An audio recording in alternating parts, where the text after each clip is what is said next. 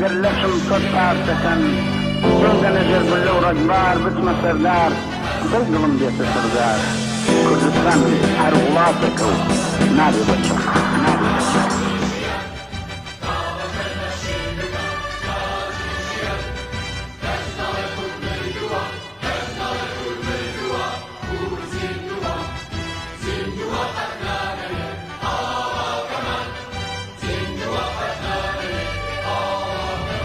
کاتتان باش ئامادە بوانی عزیز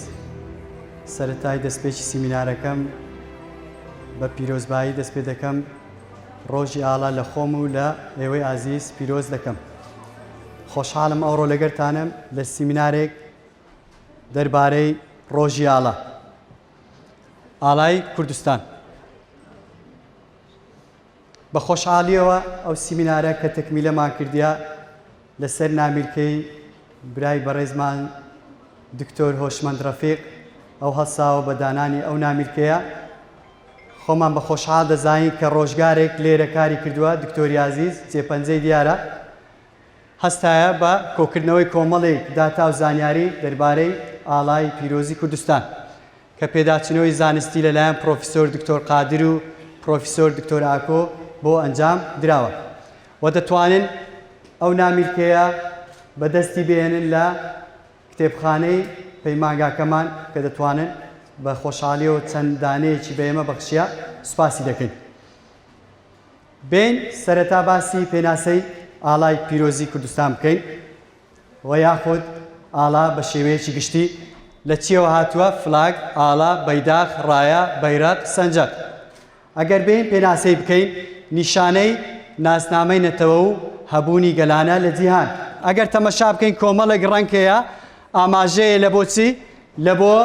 ئاڵاکان بۆ نمونە ڕەنگی سوور ئەگەر بینیت ئەوە مانای بەرخودانە باشە ڕەنگی سپی مانای ئاشتی و تەباییە ڕەنگی ڕەش مانای ماتەمە ڕەنگی پرتەقالی مانای بەرخودانە نوێبوونەوەیە ڕەنگی سەوز بە مانای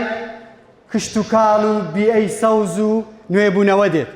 کەوایە کە تەمەشای ئاڵای کوردستانیش بکەین خۆشبەختانە چوار ڕەنگی سەرەکی پێک دەینن هەموو ئەو ڕەنگانێک کە بەکار هاتوون مانای زیندووبوونەوە و بەرەو پێشچوونە میدیاکان وەک نەتەوە مێژووی دەرکەوتنیان لەو ناوچەیە دەگەڕێتەوە 2000 ساڵ پێش زاین وەگەلی هیندۆ ئەوروپی ناسراون دەگەڕێنەوە سەر ڕەگەزی ئاری ئەگەر تەمەشای دەوڵەتی ماد بکەین سەرکردەیەک هەبووە ڕابەرایەتی کردی ئەویش دیاکۆ بووە 53 ساڵ حکمی کردووە بە کشتی میدیاکان 150 ساڵ فەرمانڕەوایەتیان کردووە